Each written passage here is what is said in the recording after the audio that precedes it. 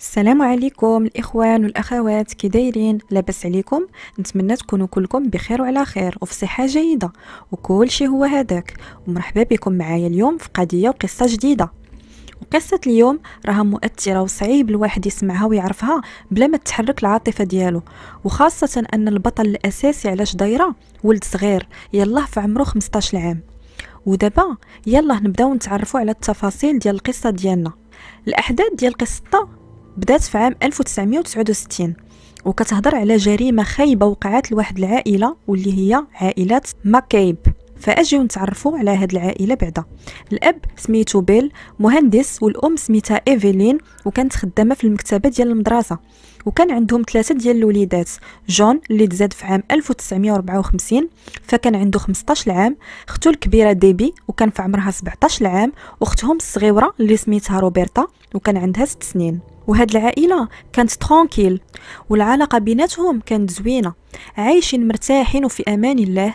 الاب والام كانوا حنان في ولادهم وكيديروا ما في جهدهم باش يوفروا لهم حياه مريحه. وجون بشهاده العائله ديالو كان ظريف، ولد مفعم بالحياه، النشاط والحيويه، وكان عزيز عليه الضحك وكيدير المقالب لخواتاتو، وعزيز عليه اللعب في الزنقه، وكيجي للدار حوايجو عامرين بالتراب والوسخ. وكانوا عزازين عليه الحيوانات، وشحال من مره كان كيجيبهم معاه للدار بحال الضفادع، البط، المهم يعني كان ولد عايش الطفوله ديالو مزيان. وكانوا عايشين في واحد المدينه صغيره في الولايات المتحده الامريكيه. فالامور كانت غاده بخير وعلى خير حتى جا نهار 26 شتنبر من عام 1969، النهار اللي ما عمر هاد العائله ما غتنساه. في هذا النهار حفله ديال الرقص ديال المدرسه فين كان كيقرا جون كانت غدار في العشيه، وجون طلب من ماماه وباباه يخليوه يمشي ليها، وكان متحمس بزاف باش يمشي. وهاد الحفله كانت مديوره في واحد القاعه قريبه للدار ديالهم، فبقى كيطلب ماماه تعطيه الاذن باش يمشي. يدوز حتى هو وقيته زوينه، يدي فوله ويبدل الجو مع الدراري والبنات اللي في السن ديالو. ومع الاصرار ديالو ماماه قالت ليه اوكي واخا تقدر تمشي. هي قالت نخليوه يمشي، نعطيوه شويه ديال الحريه، راه دابا عنده 15 عام والحفله ما بعيداش على الدار بزاف، هو غيحماق يمشي ليها، صافي ما فيها باس. فجون مني قالت ليه ماما اوكي فرح بزاف، مشى دواش، قاد شعرو، لبس حويجاتو جداد، وكاع دار جيل ديال الحسانه ديال باباه في وجهه زعما كيحسن اللحيه بحال شي راجل كبير، واخا كان مازال ما عنده اللحيه. المهم العشيه كلها هو كيوجد في راسو باش يمشي لديك الحفله. ايوا جا الوقت باش يمشي، خرج ومشى ليها. وهاد الحفله كانت غتسالي مع 11 ديال الليل، يعني خاصو ماكسيموم 12 ديال الليل الا تعطل يكون في الدار. جا الليل وبقات ماماه كتسناه يرجع. وصلت 11 ديال الليل، وصلت 12 ديال الليل، والولد ما رجعش للدار. ماماه تشوشات عليه وبقات كتطل من الشرجم كتسناه يرجع، ولكن والو، الولد ما رجعش للدار. صافي هنا قالت مع راسها هادشي ماشي نورمال، فهزت السوارد ديال الطوموبيل ديالها، ركبات فيها ومشات للقاعه ديال الحفله باش تقلب على ولدها وتشوف اشنو واقع تما وعلاش ما رجعش لحد الان. ولكن مني وصلات لقات تما الدنيا خاويه كتصفر. بدات كتطل من الشراجم ديال القاعه وكتغوت جون جون، ولكن حتى شي حد ما جاوبها. تخلعات وبدات كتقلب حدا هذيك القاعه لعل وعسى تلقى ولدها ولا شي حد عارفو فينا هو، ولكن والو، حتى شي حد ما كاين. الحفله سالات وكل شي مشى بحاله. صافي ماما مات بالخوف على ولدها وحسات بلي شي حاجه خايبه طاريه لولدها. فينا هو الولد؟ فركبات ثاني في طوموبيلتها ورجعت للدار باش تشوف واش رجع، والطريق كامله وهي كتطلب الله ما تكونش طاريه ليه شي حاجه خايبه. وصلت للدار ولكن ما لقاتوش. في هذا الوقت باباه كان في الدار ناعس، فيقاتو وقالت ليه اشنو واقع وبلي الولد غابر. فناض مخلوع بزاف على ولده حتى هو، وخرج كيقلب عليه ولكن والو ما لقاهش. فهاديك الليله دازت عليهم كحله وهما كيتسناوه يرجع للدار، ولكن جون ما كاينش الاثر ديالو. صباح الصباح واول حاجه دارها باباه هي مشى ديكلارا بالاختفاء ديالو مع 5 ديال الصباح عند البوليس. والبوليس ديك الساعه خداو هاد البلاغ بجديه وبداو كيقلبوا على جون. وهما مازال كيقلبوا عليه جاهم واحد الاتصال من عند واحد العائله اللي قالت لهم باللي 2 وليداتهم صغار لقاو جثه ديال ولد وهما كيلعبوا حدا واحد الخلا. ففي ديك الساعه البوليس مشاو بسرعه لداك الخلا واكتشفوا بلي هاد الجثه هي ديال جون. ايوا من بعد ما تعرفوا على الجثه مشاو للدار ديال والديه باش يعلموهم، وفاش وصلوا لعندهم للدار لقى والديه كيتسناو شي خبر على ولدهم على احر من الجمر. وماماه ايفيلين كانت مسكينه في واحد الحاله صعيبه بزاف، كانت خايفه بزاف ومتوتره. فالبوليس قرروا يقولوا هذا الخبر المأساوي لباباه بوحدو، فهبطوا للقابو وخلاو ايفيلين الفوق. ولكن هي كانت غتحمق وتعرف اش باغيين يقولوا ليه، وكانت متاكده بلي شي حاجه خايبه طاريه لولدها، واخا هما قالوا ليها راهم غير جاو باش ياخذوا شي معلومات وصافي. ولكن هي عارفه غتكون شي خبر خايبه على ولدها، وبقات كتقول مع راسها راه ممكن يكون غير داير فيهم شي مقلب كيف ما مولف، ولكن هو مستحيل توصل به يدير مقلب باسل بحال هذا ويخلعوهم عليه. فباش تسمع شنو كيقولوا مشات للحمام اللي كان كيسمع اي حاجه كتقال وكتوقع في القبو، تحنات وبدات كتصنت، وللاسف سمعات الكلام اللي ما عمرها ما كانت كتظن بلي غتسمعوا على ولدها. سمعات البوليس كيقولوا لراجلها باللي لقاو الجثه ديال جون في الخلا، واللي صعيب من هذا الشيء هو الطريقه اللي لقاو الجثه عليها. جون كانوا يديه ورجليه مربوطين ورا ظهره بحبل، والحبل كان داير على عنقه مقجوج به، وسكوتش مغطيين به عينيه، وواحد اخر مسدود به فمه. فالولد مات، ومات بهذا الشكل الخايب والوحشي. فماما غير سمعت هذا الشيء بدات كتبكي وكتغوت، وجاها انهيار عصبي، وبقات كتقول انا اللي صفت ولدي للموت بيدي، انا السبب، انا اللي خليته يمشي. فالدار تقلبات بهذا الخبر، ماما وبابا وحتى خواتاتو خاصه ديبي الكبيره كلشي كان مصدوم وما متيقش راه جون صافي ودع الحياه وما عمرهم غيوليو يشوفوه. وباباه مشى مع البوليس باش يتعرف على الجثه بنفسه، وهاد اللحظات بالنسبه ليه كانوا اصعب لحظات اللي دازوا عليه في حياته كلها. والبوليس بداو التحقيقات في هذه القضيه اللي غتكون من اصعب واعقد القضايا اللي بزاف ديال المحققين على التوالي دازت على يديهم. واول وحدين حقوا معاهم البوليس كانوا الام والاب والاخوات ديال جون، اللي عاودوا لهم على اشنو وقع بالتفصيل هذاك النهار وهذيك الليله. وبالموازاه مع هذا الشيء البوليس كانوا دايرين خدمتهم في مسرح الجريمه في داك الخلال اللي لقاو فيه الجثه ديال جون. فالادله اللي قدروا يجمعوا من تما الكرده او الحبل اللي كان جون مربوطين به يديه ورجليه، السكوتش اللي كانوا مغطين ليه عينيه وفمو به، حوايجو، صباطو، ولقاو واحد البصمه ديال الاصابع. ولكن هاد الادله ما عاونوهمش، حيت في عام 1969 العلم الجنائي واختبار الADN والطب الشرعي ما كانش متطور بحال دابا، فللاسف هاد الادله ما وصلوهم لوالو في هذاك الوقت. ومن جهه اخرى البوليس حقوا مع الولاد والبنات اللي كانوا كيقراو مع جون، وخاصه ركزوا على الدراري اللي كانوا حاضرين في الحفله اللي مشى ليها هذيك الليله اللي اختفى فيها. فشي وحدين منهم قالوا باللي شافوا واحد السياره من نوع مارون شيفي 1965 كتدور حدا المنطقه اللي لقاو فيها الجثه هذيك الليله.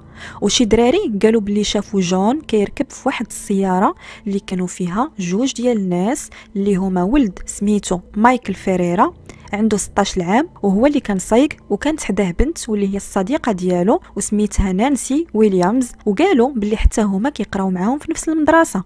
فالبوليس جابوا مايكل وجابوا نانسي واستجوبوهم، فقالوا لهم هما ما كيعرفوهش مزيان، هما ماشي صحابو، غير معرفه سطحيه ديال المدرسه وصافي. وفي هذيك الليله مايكل ونانسي كانوا غاديين في السياره ديال مايكل، وبان لهم جون كيدير اوتوستوب في الطريق، فبحكم انه ولد مدرستهم وقفوا ليه وهزوه معاهم في الطوموبيل ووصلوه معاهم للحفله، حيت حتى هما كانوا غاديين ليها.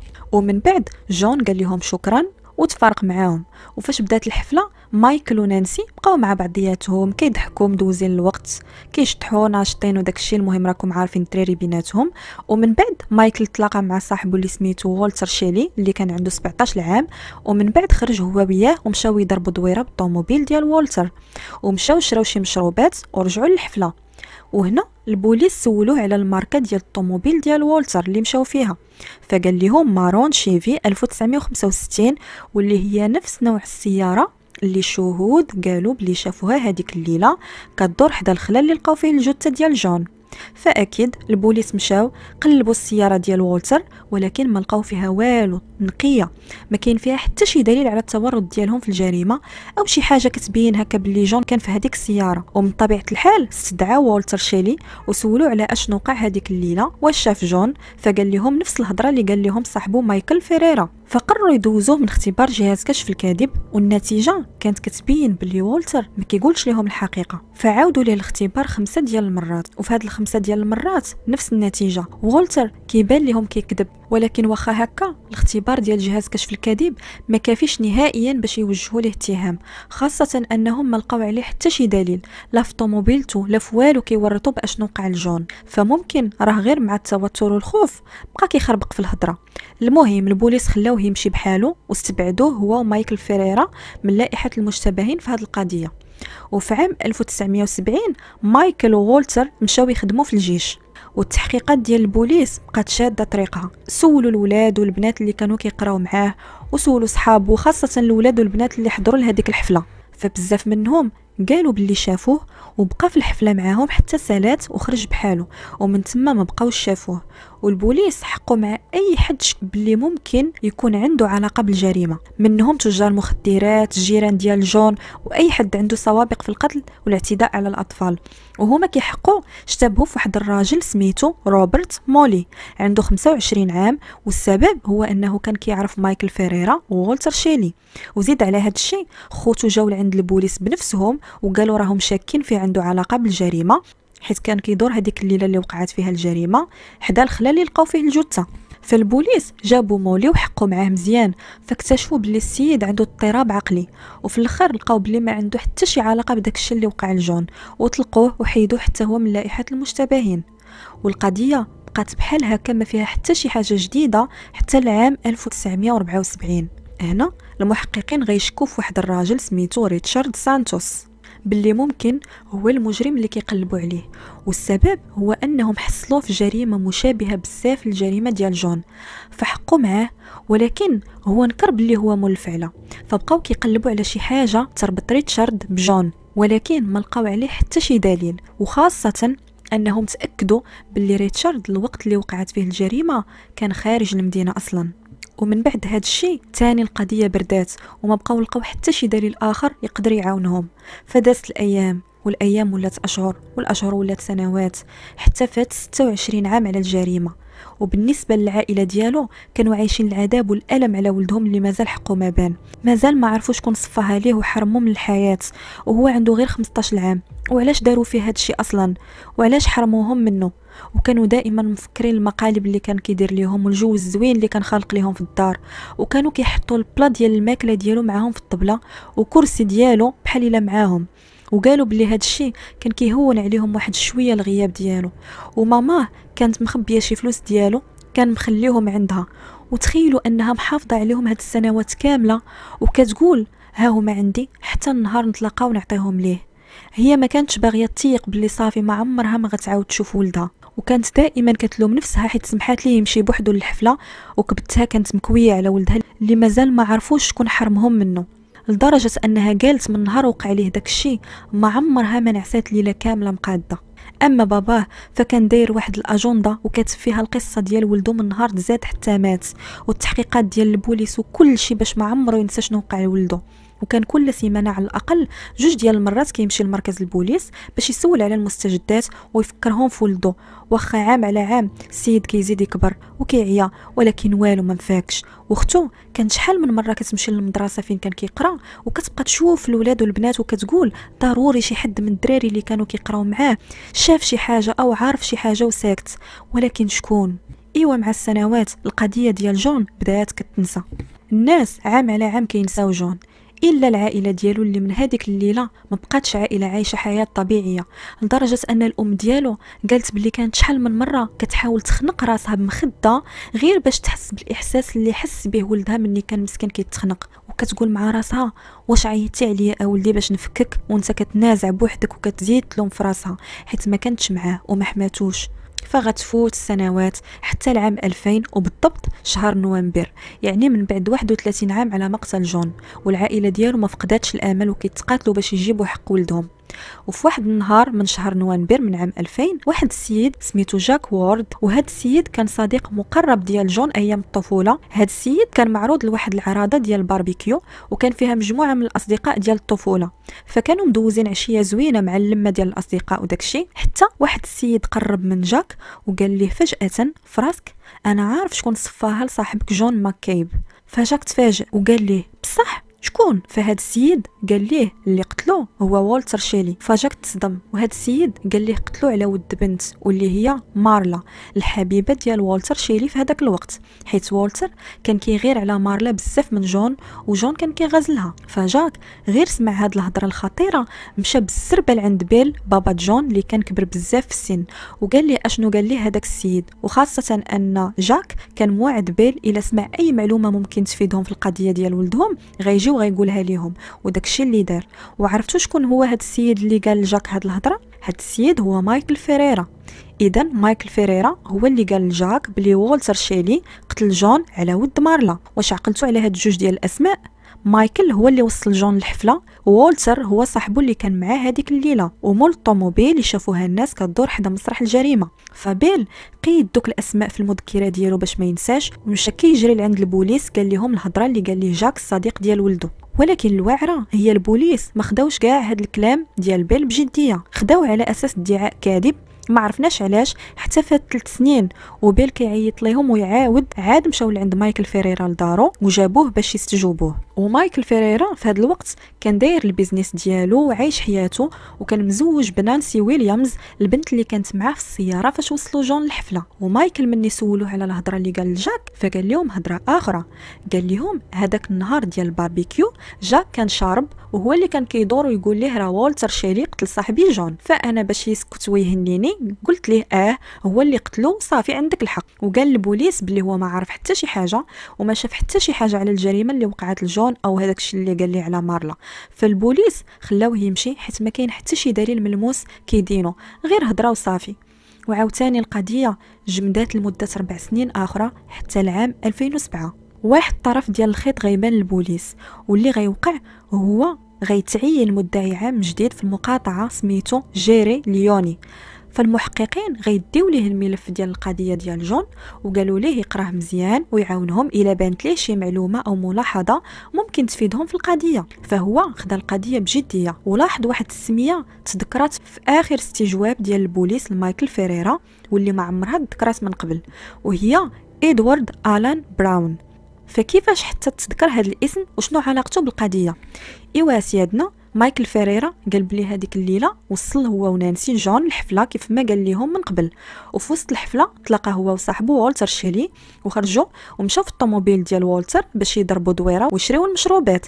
حتى لهنا راه كيعاود نفس الهضره، ولكن قال لهم واحد الحاجه اللي ما عمرو لا هو ولا والتر ما قالوها للبوليس من قبل، وهي ملي مشاو في الطوموبيل يشريو المشروبات ما كانوش غير هما بجوج، كانوا بثلاثه، مايكل وولتر وإدوارد آلان براون. وإدوارد حتى هو كان كيقرا معاهم في نفس المدرسة في وقت وقوع الجريمة، كان عنده داك الساعة 17 عام. والسؤال هنا هو علاش مايكل وولتر ما عمرهم ما قالوا ليهم بلي إدوارد كان معاهم؟ شنو كانوا باغيين يخبيو؟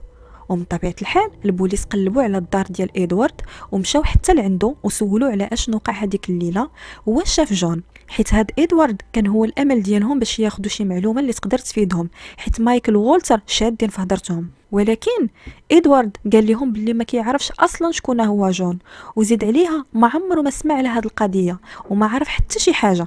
فالبوليس جاتهم هضرته غريبه، كيفاش ما كتعرف والو على هاد القضيه وهي كانت دايره بوم في المدينه والمقاطعه كلها، وخاصه ان إدوارد كان ساكن قريب من الدار ديال جون في الطفوله ديالو في الوقت اللي وقعت فيه الجريمه ديال جون. ولكن هو مصر على هضرته، فما عندهم ما يديروا. البوليس مشاو بحالهم واخا كانوا عارفين وكيكذب عليهم. ومن بعد ما مشاو بمده قليله جاهم اتصال من عند الزوجه ديال إدوارد وقالت ليهم واحد الحاجه مهمه بزاف. قالت ليهم راه كنظن باللي راجلي كيكذب عليكم، حيت تفكرت قال لي واحد الحاجه من مده طويله شي 25 عام، قال لي انا كنت متورط في جريمه قتل ديال واحد الولد صغير. والواعره هي واخا كان اعترف ليها ما عمرها ما قالتها لشي حد وعادي كملات معاه بحال حتى شي حاجه ما كاينه. المهم على اين واخا هاد الهضره اللي قالت لهم مرته هو راه كان ناكر وما كاين حتى شي دليل ضده، فما لقاو ما يديروا والقضيه تاني رجعت بردات. ولكم ان تتخيلوا الاحساس والمعاناه ديال العائله ديال جون اللي في كل مره كيبان لهم واحد البصيص ديال الامل، وتاني هذا البصيص ديال الامل كيتحيد ليهم في هاد السنوات كلها. ولكن مع ذلك بقاو مقاتلين باش ياخذوا حق ولدهم من المجرم طال الزمان ولا قصار. ما حدهم عايشين ما عمرهم غينساو حق ولدهم. وغدوز مره اخرى السنوات من عام 2007 حتى لعام 2011، وفي هذا العام غتوقع واحد الحاجه واخيرا اللي غتبدل مسار هذه القضيه كليا. واحد المحققه جديده غتشد القضيه ديال جون، وهاد المحققه سميتها ليندا كوفلين. وهاد المحققه كانت مصممه باش تاخذ الحق لجون وعائلته وتلقى المجرم. هاد المحققه كان عندها كفاءه كبيره ومعروفه باللي واعره في خدمتها، فليندا عطات وقت وجهد وطاقه كبيره في هاد القضيه. فالمحققه ليندا بدات التحقيقات في هاد القضيه بجديه كبيره، وكانت متاكده باللي بدايه حل هاد القضيه عند ادوارد آلان براون اللي كانت عارفه مخبي شي سر خطير. فمشات لعندو المدينه اللي كان ساكن فيها واستجوباتو المره الاولى، ولكن والو ما بغاش يبدل هضرته. فولات استجوباتو مره ثانيه وضغطات عليه ودوزاتو من اختبار جهاز كشف الكذب، والنتيجه فشل فيه وبان باللي كيكذب. فهي بقات كتضغط عليه بالاسئله ديالها حتى قال لها انا كنت مع مايكل فيريرا وولتر شيلي مني قتلو جون. ودابا صافي، واخيرا البوليس عندهم اعتراف صريح من ادوارد آلان باللي حضر مني وولتر ومايكل صفاوها لجون، وهذا الشيء نهار 15 ابريل من عام 2011. فالبوليس وجهوا اتهام لمايكل فيريرا وولتر شيلي ديال القتل من الدرجه الاولى، وعيطوا الاب والام ديال جون وخبروهم باللي راهم اعتقلوا المتهمين في الجريمه ديال ولدهم. فهما كانوا مصدومين وفي نفس الوقت بكاو، حيت واخيرا حق ولدهم غيبان وغيشوفوا في حياتهم المجرمين كيتعاقبوا. اما بالنسبه لادوارد آلان ما وجهوا ليه حتى شي تهمه، حيت المحققه ليندا دارت معاه صفقه الى اعترف على مايكل وولتر هو غيتعفى من الاتهام بالقتل والمحاكمه، حيت اعتبروه باللي هو الشهيد الاساسي في هذه القضيه، وبلا بيه ما عمر هذه القضيه ما كانت غتحل. فسمعوا مزيان شنو قال ادوارد المحققه ليندا في الاعتراف ديالو. قال باللي هذيك الليله اللي وقعت فيها الجريمه هو كان في دارهم كيتفرج في التلفازه، حتى جا مايكل وولتر كيدقوا عليه في الدار مع ديك 10:30 ديال الليل. حل ليهم وطلبوا منه يجي معاهم باش يعاونهم ضروري في شي حاجه، حيت هاد الثلاثه كانوا صحاب بزاف في هذاك الوقت. فقال لهم اوكي، ركب معاهم في الطوموبيل ديال وولتر، وهما غاديين في الطريق سولهم فين غاديين وشنو المساعده اللي بغاوها منه. فقالوا ليه غنمشيو للحفله وغنقلبوا على جون، حيت كان كيتغزل بمارلا الحبيبه ديال وولتر، وولتر كان معصب منه بزاف وطال عليه الدم حيت كيغير على مارلا وغادي يربيوه باش ما عمرو يعاود يدور بصحتها. ومني وصلوا للبلاصه ديال الحفله بان ليهم جون واقف بوحدو والدنيا كانت خاويه. فهبط مايكل وجر جون ودفعوه ودخلوا بزز للكرسي اللوراني ديال الطوموبيل وبدا كيعنف فيه وكيصرفقو. وجون كان مصدوم من داكشي اللي كيوقع ليه وبدا كيحاول يكالي على وجهه بيديه وبقى كيضربوه وهو كيغوت وكيقول لهم بعدوا مني، حتى وصلوا لواحد الخلا وقفوا الطوموبيل وهبطوه بزز وبداو كيضربوا فيه بيديهم ورجليهم وهو مسكين كيغوت. وولتر جاب حبل كان عنده في الطوموبيل وربطوا به يديه ورجليه ورا ظهره، والطرف اللي بقى دغروه ليه على عنقه وداروا ليه سكوتش على عينيه وفمه وخلاوه بحال هكاك، وقالوا ليه هاد الشيء غيربيك باش ما عمرك تدور بجهه مارلا. وكانوا عوانين يرجعوا يفكوه ومشاو ركبوا في الطوموبيل وبقاو كيدوروا شويه وشراو شي مشروبات كحوليه، حتى قال لهم ادوارد راه خاصنا نرجعوا لعند جون نطلقوه. فداكشي اللي داروا ورجعوا لعند جون. فمايكل وولتر هبطوا ومشاو لعند جون، ولكن لقاوه ما كيتحركش وما بقاش كيتنفس، فعرفوا باللي مات. فرجعوا دغيا الطوموبيل كيجريو مخلوعين، ديماراو الطوموبيل وقالوا لادوارد باللي جون مات مخنوق. وصافي وصلوا ادوارد لدارو وهما مشاو بحالهم. ونهار 18 يناير من عام 2011 بدات المحاكمه ديال مايكل فيريرا هو الاول، ومن بعد منه عاد غتبدا المحاكمه ديال وولتر شيلي. في المحاكمه ديال مايكل جابوا ادوارد ومارلا كشهود، وادوارد عاود بالتفصيل شنو وقع هذيك الليله وداكشي اللي شاف بشكل علني في المحكمه. ومارلا كانوا البوليس تجاوبوها قبل المحاكمه ديال مايكل، وكانت قالت لهم بلي كانت الحبيبه ديال وولتر شيلي مني كان عندها 12 عام، يعني من قبل ما توقع الجريمه ديال جون. ولكن في المحكمه قالت باللي فاش تقتل جون ما كانتش على علاقه بولتر، وباللي ما عمر جون ما تغزل بها اصلا.